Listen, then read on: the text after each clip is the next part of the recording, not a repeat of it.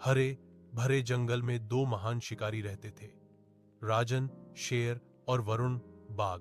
राजन जंगल के पूर्वी हिस्से के सुनहरे मैदानों का राजा था। उसकी दहाड़ से धरती कांप उठती थी। उसकी सुनहरी अयाल सूरज की किरणों जैसी चमकती थी।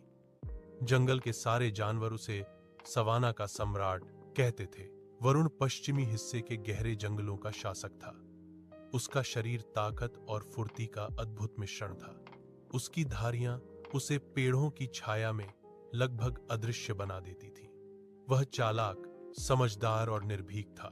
दोनों राजा थे, लेकिन उनके बीच एक चौड़ी नदी बहती थी, सरस्वती नदी। वह दोनों की सीमाओं को अलग करती थी। बरसों तक वे एक दूसरे की हद का सम्मान करते रहे, मगर गर्व हर राजा के भीतर छिपा होता है, और यही गर्व एक दिन उन्हें आमने सामने ले आया। पहली मुलाकात एक गर्मी के मौसम में। शिकार बहुत कम हो गया। हिरण और भैंसे पानी की तलाश में दूर चले गए।